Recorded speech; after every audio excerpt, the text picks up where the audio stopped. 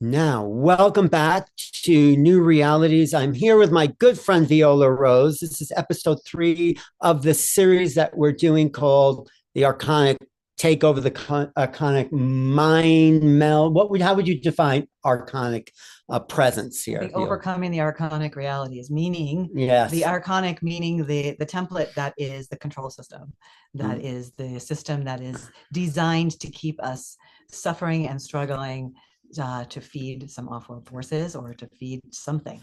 Well, the way I understand it is there's this force out there that's living off our emotional body, the emotionality. It's actually, Robert Monroe called it louche. It's actually an energy that, as people are dramatizing and just feeling any extreme emotion, there are entities that we are feeding with our energy. They're sucking it off of us and actually generating it at some point because of our whole idea of self-importance and what we put on the personality. Because your process has been to disconnect from all of it. Talk about your process Yeah. because So let's see. The Mhm. archonic nature of reality and what we are, what, Keep go going. ahead. All No, right. keep going. I'm just, yeah. Are we still on Yes, the we're still camera? on. Yeah. No, Oh. it's okay. I'm just so go ahead. So tell us what the archonic nature of reality is. Okay, so to me, like, yes, there definitely appears to be a system that feeds off us. And the reason is because when we look at this place and how it's designed, Mhm. it looks like there is a template in place to specifically cause us to suffer and struggle. This entire reality is built upon struggle and suffering. It And is. so, why would that be the case? Why would we be in a system that is constantly struggling and suffering? And so, that's where the idea comes in that, well, it's created by somebody who's the architect of this realm that created it in this way. And so, Somebody or something or a group of, some people call them etheric entities, right? These archons. I think it's in the Gnostic writings that there's these beings that keep us in this kind of emotional drama. They even say the whole idea of reincarnation, you know about that. That's what Isabella Green, our last speaker, had talked about, that the whole reincarnation cycle is to generate more energy for these beings to live off of us. That's really out there for some people, but it makes so much sense when you see all the dramas, you see the wars that have been created, you see what humans call their humanity. This is their emotional life. It's all about generating that level of energy.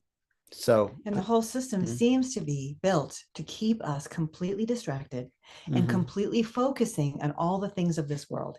And I feel like we are programmed to procreate Right. and to try to achieve things and whatnot that just keeps us focused here and spinning the wheels. It's like the main purpose of our existence is to breed and consume and then die and start over again.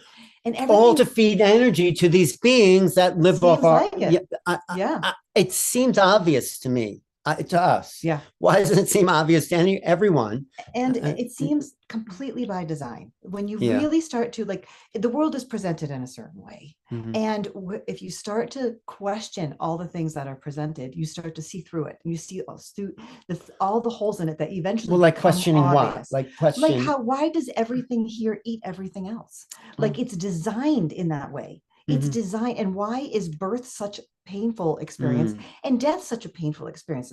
Why do these human bodies have to suffer so much? Why Mm-hmm. is pain so painful? Like, everything about this place seems designed to Mm-hmm. keep us in struggle. So you think the pain part is also feeding energy to these Oh, archons? for sure. Mm-hmm. Suffering, struggling, and louche, in what we're calling louche, a term Mm-hmm. coined by Robert Monroe Right. to mean just this energy that feeds whatever Mm-hmm. is in charge of the system, as if we are some sort of farm, right? And Right. the energy generated here is what feeds We're a something, louche farm. Other right? people have said that. So, And so the positive energy can feed it as much as the negative energy. right, because it's It's emotionality. emotionality, right? It's Yeah. emotion, strong Right. emotion. And so, there's the Taoist things and the Buddhist things that keep coming back to the neutrality. And I feel like the more I look into this, the more and more I kind of go toward that neutrality and not buying into anything. Yeah. I want to make a distinction between emotionality and feelings. I think we're here to feel, but when you this is just my opinion. When you dwell on those feelings over and over again, they're no longer momentary, but they're things we attach to and indulge in. And it's that indulgence that feeds the Archonic matrix. So how do you stay neutral? Because you've been practicing that. You live your life with a partner and all that, but how do you stay not caught up in the dramas, the human drama, basically? Well, I feel like for me, one of the biggest things is continuing to research this and continuing to question everything that I think, that I believe, that I take as to be real, or do I take as value, even myself, like in everything about myself, my personality, my ego, my achievements, or what I want to do. Do I think I'm here for a purpose? Do I think I'm here as a light worker to save anything? Like all of it, like I'm questioning all of it. And the more I do that, and the more I look at the full spectrum of things that actually go on here, it becomes so much more obvious that this is some sort of simulation that is designed to do that. So it helps me to not be attached to any of it and just kind of come back to none of this matters. None of this matters. And so I've just been practicing that and dismantling my life. Like, what do I think matters? What does matter then? I think really the only things that I can come to that actually matter is love. And being in the heart and being loving. Well, because love is not an emotion. Some people, it's who we really are. And if we tap into who we really are instead of emotionalizing love, it's okay to feel love, of course. But when you say this love, I think it does put us out of ourselves and connect us to something bigger. So I get what you're saying. Yeah, and I can talk more about that. Yeah, talk more about because, that. For those of you who don't know me, I'm a facilitator for Drumbuller Melchizedek and his Awakening the Illuminated Heart workshop. And that work is all about getting out of the mind and into the heart. And so it's about that. And why? Because the mind is a dualistic tool. It is like a radio receiver. The more I pay attention to this, the more I don't trust my thoughts. My dreams just feel like broadcasts that are being broadcast into me at night. And like, I'm just not buying. I'm not getting up and remembering my dreams as if there's something special. There's just a receiver here. And so it's just part of the system. So the whole idea, and this is what Castaneda talks about, make self-importance is part of that energy that feeds the Archonic. So you've letting go of your self-importance, your ego. And Carlos Castaneda also says, like, they gave us their mind. Yes. Right. And if they gave us their mind, not trusting the mind, and the mind being in duality, being a receiver for this duality. So that is what keeps us here and focused here. And that's why meditation is so important, because it's a time that we actually unplug from the mind. And now the heart, what is that? Like, what is the heart? What is it? So to me, it feels like, yeah, maybe as humans, we have this center here. We focus here on it. But when I go into this space, I'm not here. I'm opening up into a field that feels like a portal that goes through beyond the matrix. So we're in some sort of simulation, some sort of construct is going on here. And what's on the other side of it? And the way to access that, to me, is through this field of a feeling and of energy that is in the heart space, but is a portal to the truth. That's a really good point. Your heart, because it becomes not personal when you really open it up. It's not your heart, it's the universal feeling, can be this portal to transcend this Archonic mind matrix. Because look at war. War, there's no connection to that. It's this person or country fighting that. And what for? What is that for? Except it's like by design. Ownership. This is mine. That's not yours. And the human drama has been, I think out of 5,000 years of history, there's only been like 300 years without any wars. I think I read that statistic somewhere. So they are, whoever they are, the archons, let's call them, are instigating the dramas and the wars and the anger and all that, and then feeding off of it. So we have to stay neutral, like you said. I think that's a really good way of putting it, and just be unaffected by the world. I mean, feel it. I think feeling is a key, because I think that records our experience in the world, but not reacting. As soon as you react, you engage the emotionality that feeds the archons. Yes. That's my feeling Yeah. of that. And I think there's also a way to be in joy and be in play that isn't feeding it. How is that? Like there's just this more natural, neutral space. It's not spazzy, over the top joy that's almost a bypass denial, so we don't feel the existential pangs of like, what is this place? You know, there's like this type of joy that is really a spiritual bypassing. And so I know what you mean. We know a lot of people here. So there's a way, I think, to just be in your center. And I think naturally there can be a joyful disposition. Carlos Castaneda would call it controlled folly. Yes, right? He would. He also said some people engage their emotionality and feed, he doesn't say feed it, but feed what he calls the flyers, because that's who they think they are. That's all they identify with, their emotional dramas. Like most people, that person did this, I'm doing that. And so the emotionality becomes the identity, replacing what you've said is the natural self. So that's the big problem we're dealing with here. So here's what I do. Like, how do I stay in the neutral? Is I spend a lot of my meditative time plugging into what I'm calling the source of all that is truly holy beyond this matrix. Like, I'm not connecting to God. I'm not connecting to anything that has to do with this realm. I'm trying to go through into beyond the matrix construct into what feels truth, like truly holy. And it's a stillness, and it's like a peaceful, blissful stillness. But how do you know that's not another trap? That's a good point. I mean, I'm not saying it is, but I think we can tell when we're generating like drama and it's not tapped into that place. That's my feeling. I'm suspicious of highly blissful experiences. Like, no, but a gentle sort of just calm feeling like that happens when I shut off the mind. Right. You know, like the radio broadcast, what's beneath it. I think it's broadcasting 24/7 because that space is also right here. It's like right here. It's right beneath. It's right. What's that space? Describe that space. The space of stillness that feels like there's no duality. Right. When I go in through my heart and I open up into this field, there's no static, there's no radio, there's no duality. And I feel like that space is always right here. And that's why the broadcast that comes in is so strong, because it's so easy to tap, really. You know who I think talks about this, and now it's really popular these days, is the telepathy tapes. Have you heard the telepathy? You know, I haven't listened to them myself. I just know a summary. These are autistic, non-speaking children that are telepathic. They seem to be in that non-duality state all the time, but they can't speak about it because I think the verbal aspect of speaking creates an overlay of a false reality. It becomes a semantic reality. This is what Joseph Chilton Pear says. You know, you call something a tree, then you look at it and say, oh, I know that's a tree, but you miss the great being that is there. I call like you, or label you, whatever I think you are, then you're that. It's static. And when you lay the world over with words, you miss the essence of a thing. It becomes a dead world.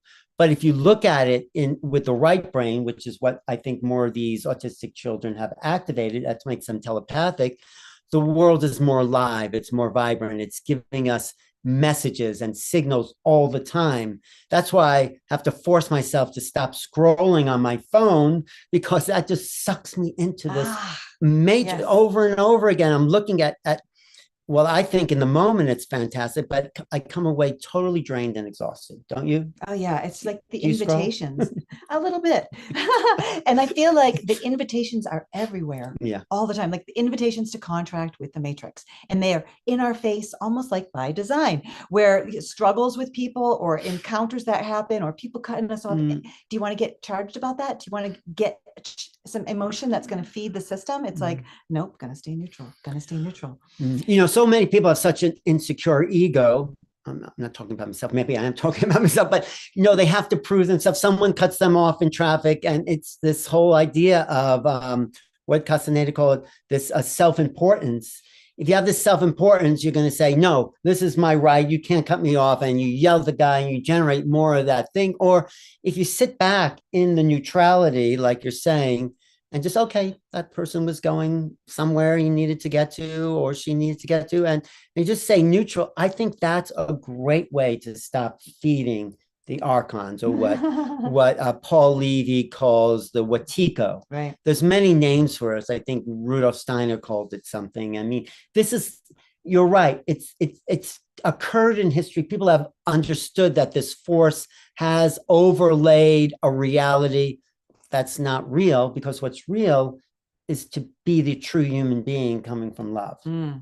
I have a saying that I'll say it is, I just kind of say this when the simulation is doing something goofy or whatnot. I'll just like, simulation's going to do what simulation's going to do, or 3D is just going to 3D, and I just say that as a way to just disregard, like, right and wrong don't matter. So what if someone cut me off? So what if that person scammed me out of $20? Whatever. It's just like not letting it matter, because those are invitations. But don't you think at some time you have to stand up for yourself also? Like, you don't want everyone to rip you off. I mean, so I think there's a balance, though, like, but that comes from that love place of neutrality, and also the controlled folly piece that Carlos Castaneda talks about, where, like, this is a game, it's a theater, and you play your role.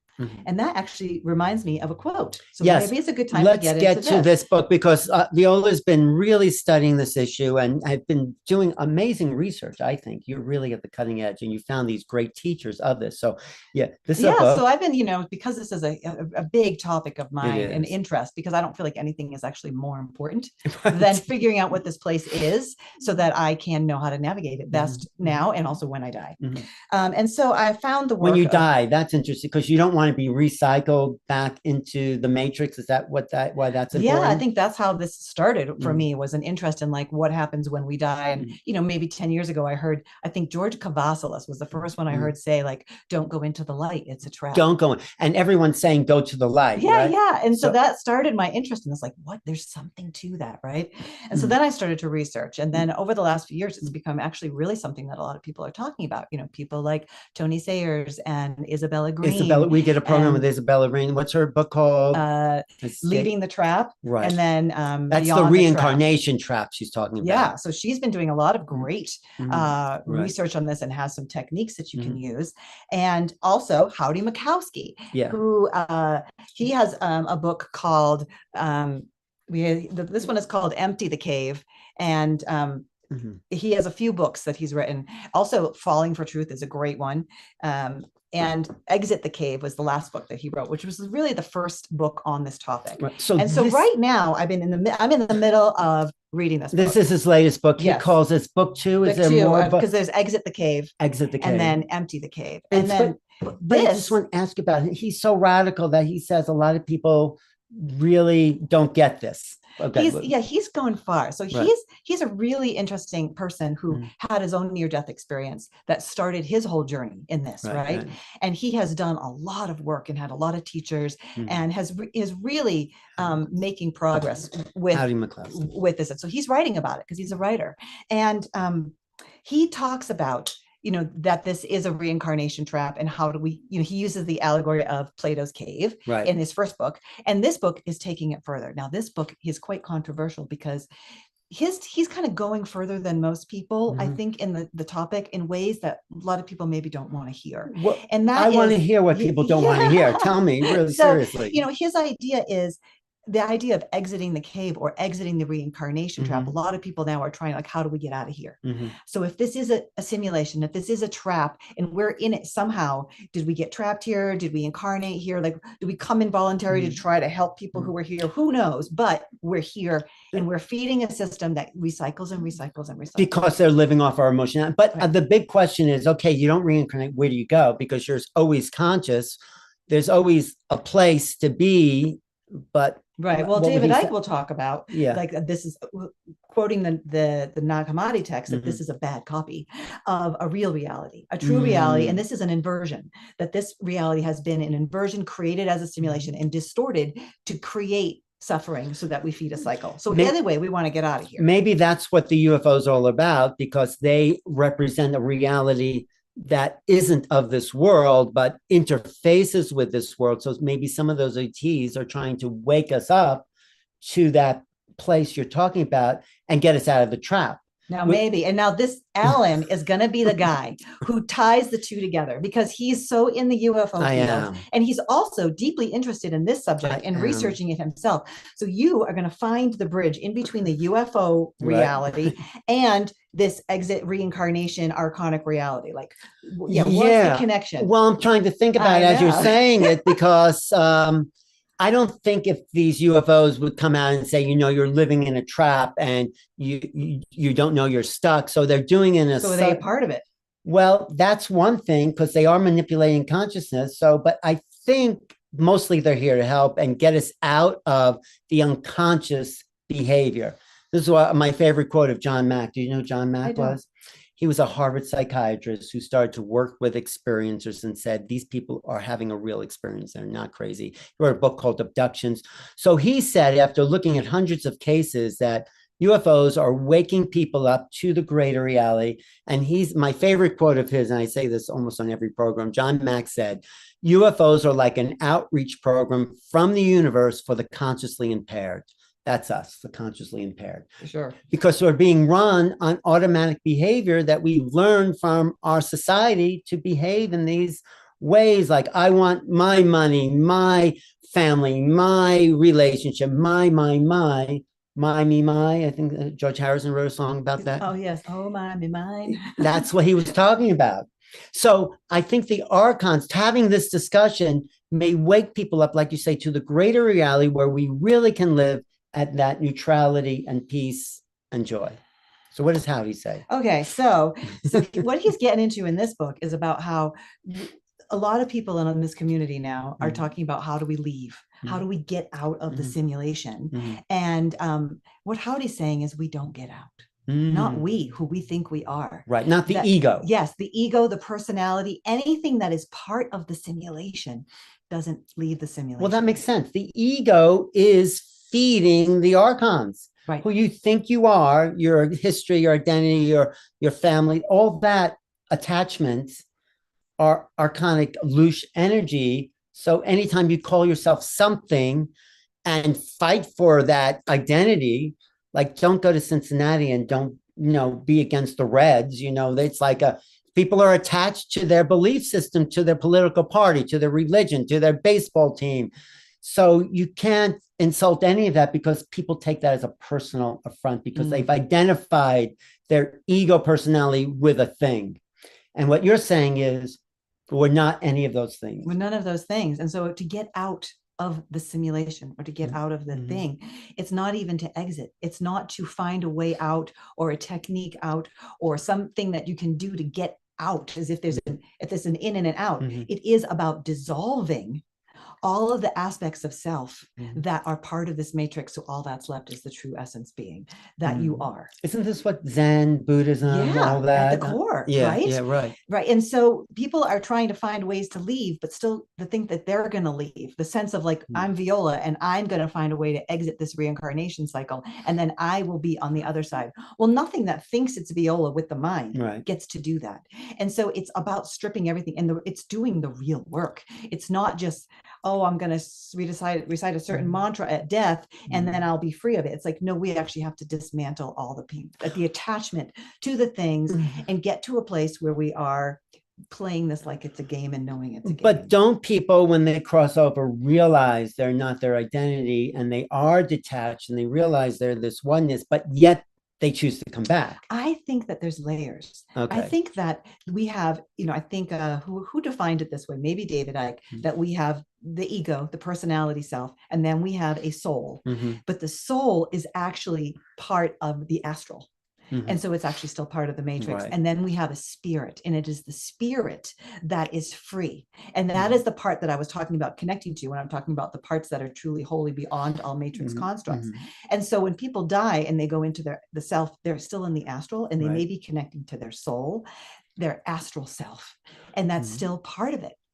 But when you're the spirit, are you still connected to an identity of sorts? Oh, that was Viola, or this person. I mean, so the spirit, it's like the drop dissolving into the ocean, right? Because we're drops here of this great. Do we still have some sort of individual Do self? we? I don't know. I don't know that either. might be like the hard drive that we have here might not be able to compute that, they gave us a limited mind. Right. But maybe, right. I think you're saying something like we are not capable with the limited ego mind to understand that infinite nature. Maybe you're saying that. So, but there is consciousness, right? There is a consciousness field. Yes.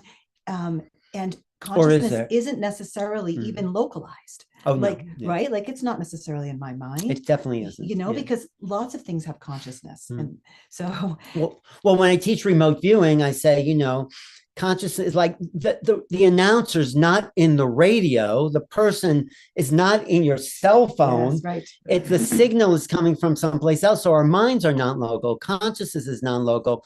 So there's a way through the Archonic matrix, maybe by realizing we're non-local somehow. I think we're just all trying to figure this out. Okay. Yes, we are. And that's what these conversations are for. And I'm so happy you're researching it. Yeah, This is what friends are for. Thank you.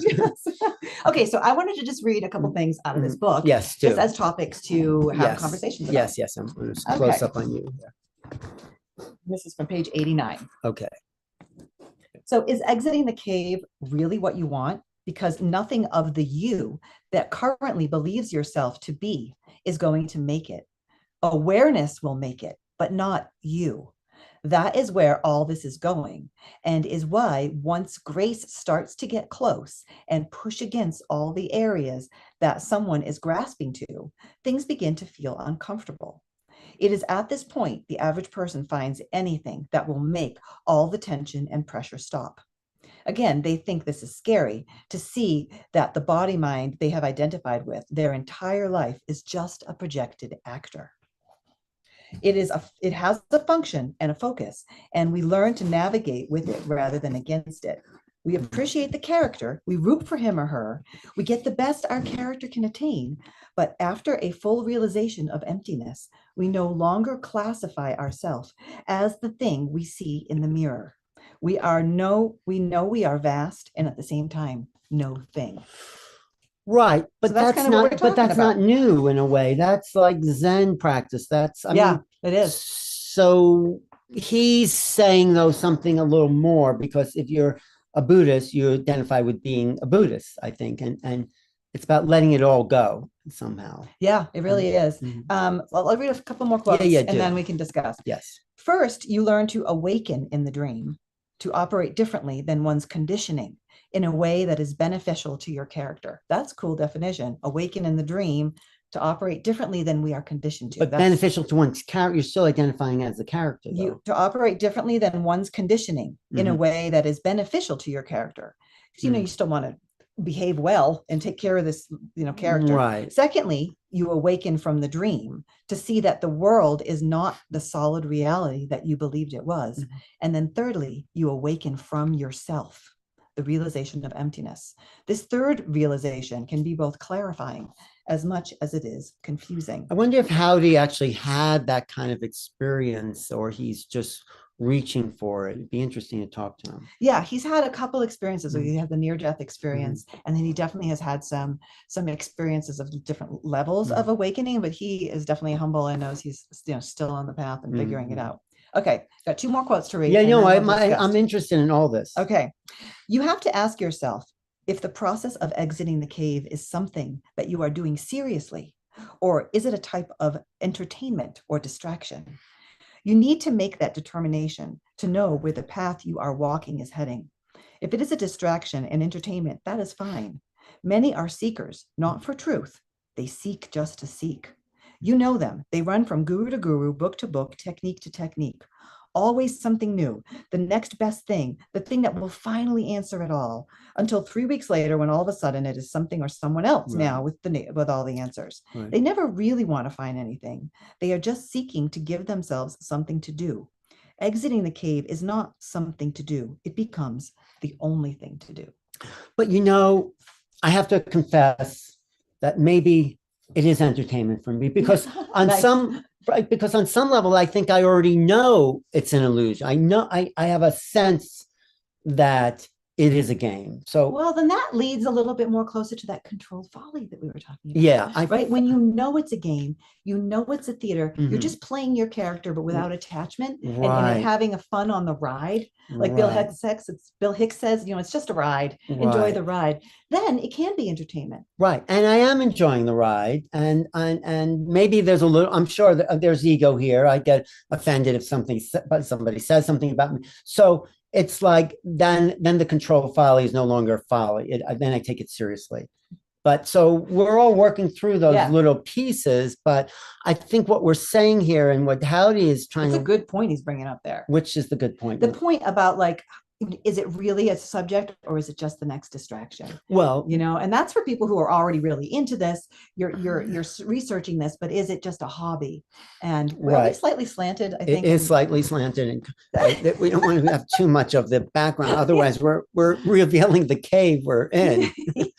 But so but okay, yes, all right, there it is. Thank you for noticing the slant here. There.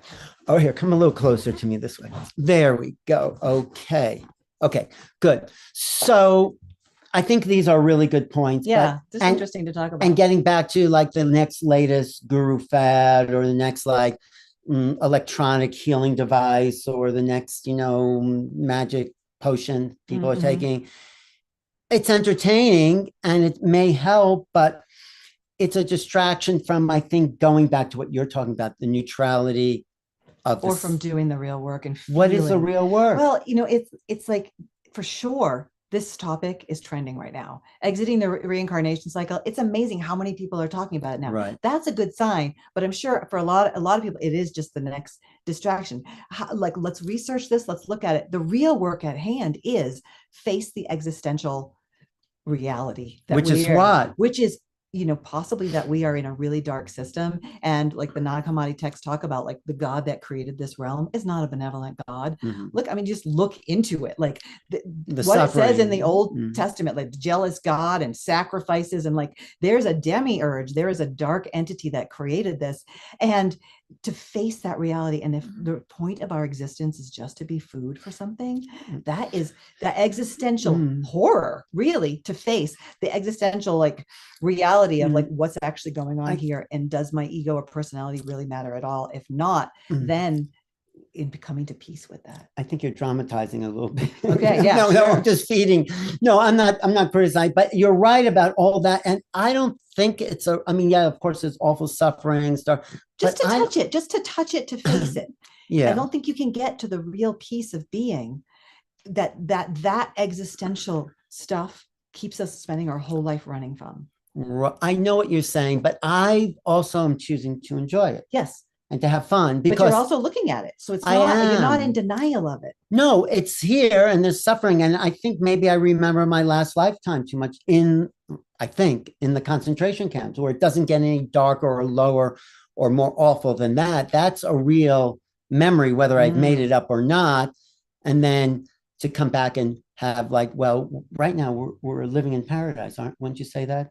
Right here, pretty much in Sedona, man. It's right, darn good here. It is. So you can bring all that stuff in, all the stuff, and you're right. We have to look at it, but we're also can be on the other side and say, "Wow, this is a beautiful planet, and there's some very kind, loving people here, and there's a great community that really is giving to each other." So. I think that's absolutely where we have to go, because if we just focus on the dark stuff, right, then we will fall into a pit of despair. Right. But I think that which feeds them. Yes, and so to not be in spiritual bypassing is like just love and light. Like it's all love and light. Just focus on love and light. There's value to that, but only after you've looked at it all. Right. You have to look at it all first to be full spectrum and to not be bypassing and be in denial. So you have to touch those realms to truly be a full spectrum being, looking clearly at reality and not going into dissonance before you can truly rest in,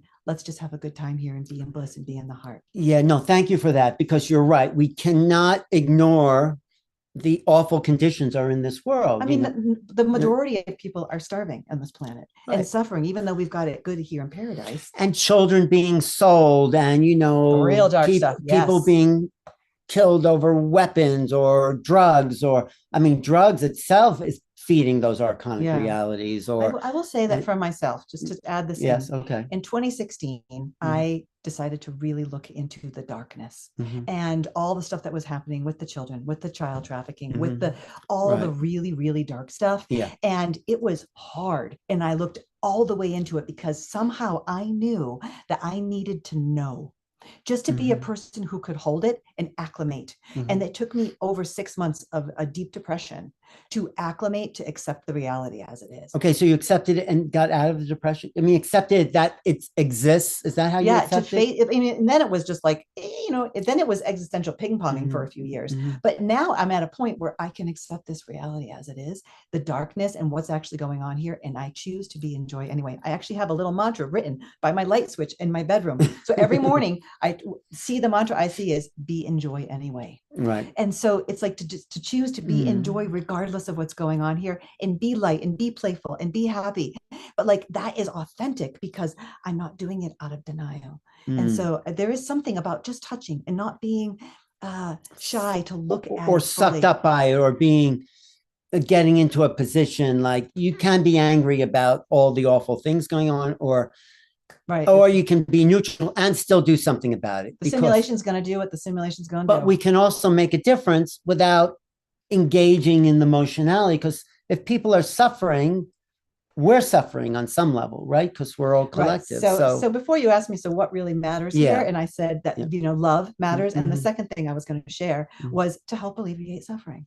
All I can come up with, those two things are the things that actually really matter. Even if the suffering is just what this cycle is, if we can help those around us to just alleviate a little bit of suffering and help elevate, then I think that's a worthy endeavor. Right. No, and I think part of what is alleviating the suffering is showing them how they're trapped by their indulgence in emotionality and their identity and their, egoic labels like I am.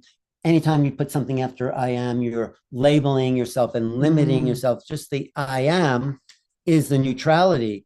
So no, I think you have a really good sense. I'm happy to talk to you here. No, because I think you're a pretty joyful person, and you also are trying to make a difference. So how do you if you see suffering, what do you do?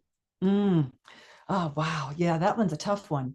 Yeah, I know exactly what still when do I help and when do I let it just be? Right. And I have examples in my life that the matrix sort of keeps presenting to me, right? Like, oh, are you going to help in this situation, or are you going to let it be? And like there's a story of a Taoist monk who, like, in him, the master and then the disciple, and they're walking down the path, and there's like a suffering animal on the side, and then they just walk past, and then the student asks the master, why didn't you help and stop and help that dying animal? And carry it with us. And he's like, you're still carrying that. I've let it go. Like there's that level of detachment where you just don't care. And is it about caring, or just, I think there's a way of caring where you're sucked into the matrix, and the way of caring where you're sending love. And so I think the term I've come to is detached compassion. You just be helpful, you just be loving, but without attachment, and just help where you can. And if it doesn't work, it doesn't work. But also don't give too much life force energy, because as soon as that's done, the matrix is going to throw another opportunity at us to get caught up in the struggle. I have one last paragraph I want to read here that will tie this up. This is Howdy Mikowski, Empty the Cave. Page 94. A reminder is required here that we are not following this path to escape suffering and pain. We are doing it to find out what is true about ourselves and our reality. If suffering and pain leave, well, that's a bonus. The main goal is not to end suffering, as suffering likely will still take place here in the matrix, as it is part of the entire basis of distortion this realm is built on. What we are doing is ending the cycle of suffering for the deeper awareness that you are. We're ending the reincarnation cycle. That I think is key. Like to not continuously trying to end suffering, because then we'll just spin forever, because this realm is designed for suffering. Unless we go to this next level of mind. Like one of my favorite quotes by Mark Twain is, most of the problems I had in my life never happened. It was a total projection of what might go wrong, this or that. So and that's another way of feeding the matrix. So I think suffering, as Buddha said, is the attachment, and ending suffering, I think people have a choice. Do they want to stay attached to the old relationship, to this, to what if, and or be in the neutrality, which I really like because it doesn't have any like religious overtones, just the neutrality of sense, and then have you end the suffering, Viola? That's my question to you. Yeah, I think as long as we are trying to end the suffering externally, you're suffering. then we're not focused on ending the suffering internally. And the way to end the suffering is to end it internally, because then we are free of the struggle, and then we can be a presence of peace in this realm. And that's really all we can do. But to try to get caught up in ending the suffering externally is still, I think, a hook. It is. But have you personally, I mean, if you want to talk, have you ended the suffering? I'm ending the suffering. I am definitely in the process. What are you still suffering about? You seem pretty unsufferable.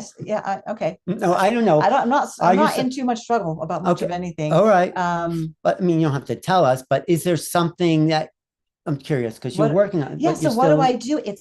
What I do is I go on long barefoot walks every day, and I open up to the field and I work through this stuff, and I meditate and I contemplate this, and I meditate deeply in the heart space and let that field fill me so that I'm filled with that, and then bounce it off this world. So I just doing a process of research and externally and internally to get to the place where I'm not attached to whatever this world is throwing at me. Yeah. And it's a process and I'm still in it, right?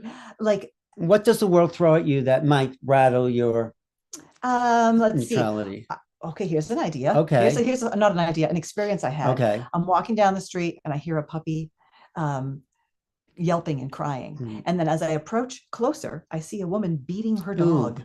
Literally a puppy. She's pounding it.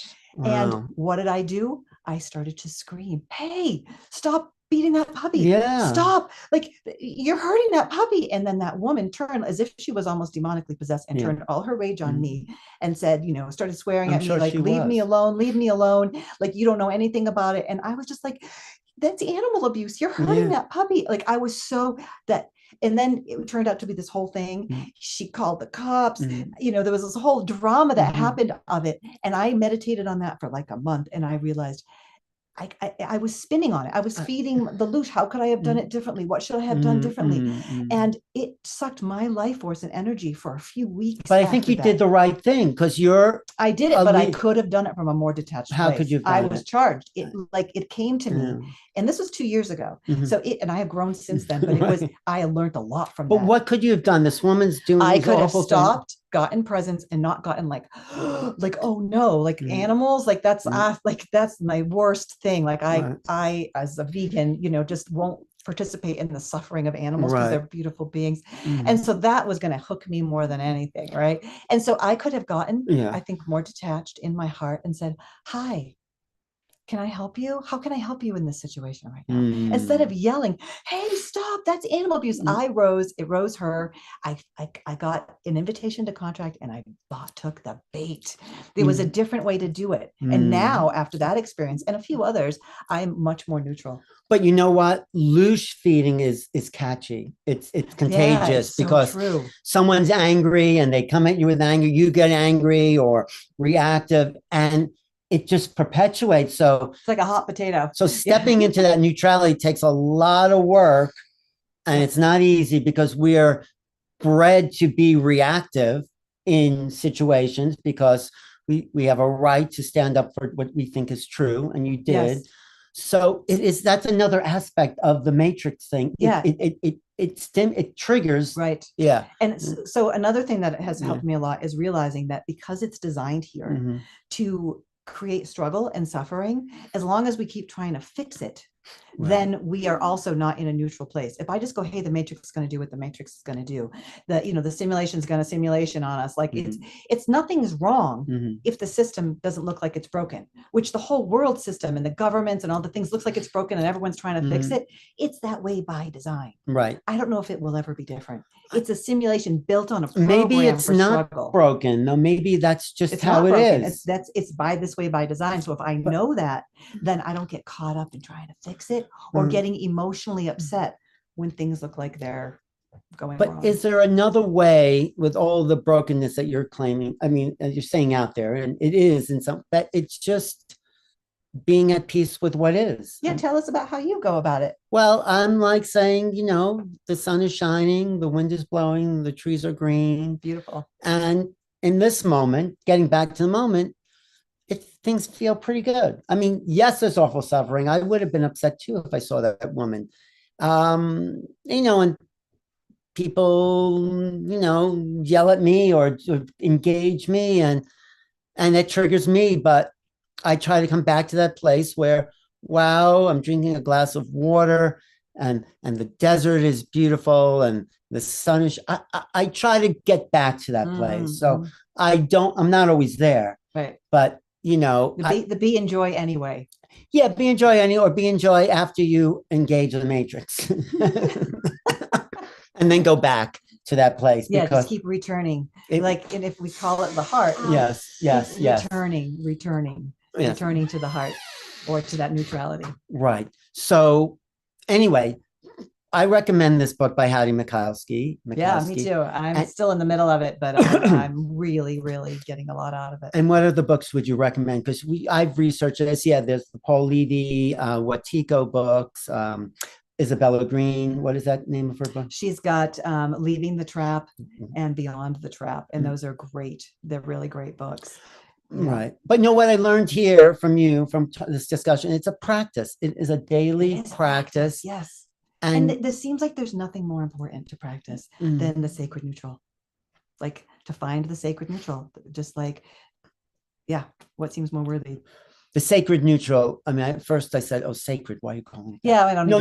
No. But I think it's good because the sacred neutral is the sense of this bigger self.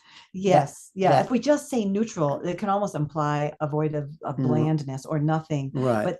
But to hold on to the sovereignty, the whole, the sense of benevolence, the joy in the heart, that implies a little more sacredness to me. No, I like it. That could be a charged word. No, it could be, but I think you're right about the sacredness is that place of neutrality where you can look at the game here and not judge it as broken or unbroken or indulge. It just is what it is. That's the world as it is. Yes. And there's suffering, but we can just preach in a sense that people don't have to, so it's sort of like that, right? I mean, they can choose that, or we can give them options for something else. Maybe. Depends on us. Yeah, maybe people can choose it. Depends on where people are at within the construct. There's people who are in deep suffering and whatnot, but we have the luxury of choosing it for whatever reason. Like, I think to get to this point where you're assessing the situation as it is and being able to choose out of it is something to inspire and to invite others into. So like you're saying, we can invite that. Well, let's do more on this. Okay. I mean, I think we've given a nice sense of what's possible, and maybe we get Howdy. I know he doesn't want to come on, do shows because he's been attacked, you said. But well, I think that he's just a little reluctant because his information is on the far end of the spectrum of this field, and it's not, a lot of people don't really want to annihilate the self that completely. I think it's important that at least someone saying that's what should be done. Yes, because people are so caught up in the self as a thing that they have to defend or fight or argue for. And I think when you're not caught up in the self, you can be more compassionate, first of all. You can help more. You can alleviate suffering more because you're not defending who you are. That's my sense. Nice. Thanks, Viola. How do people find you and everything you do? My website is violarose.com. Right. And so I do Awakening the Illuminated Heart workshops to learn how to get out of the mind and into the heart, and do sound healing and things like that. So thanks. I really enjoy these conversations because you're making me think about what I can do personally. I mean, it is all about this personal vehicle in the world, each of us. Yeah, it's true. And we've got to have conversations like this because we each researchers, we're all like digesting all this information, but then to bounce it off each other and expand our horizons and create new realities, just like your show is called. So leave a comment in the chat and subscribe and listen for more of these programs. I'm curious what people think. Oh, and you can also find my YouTube channel is Viola Rose. Right.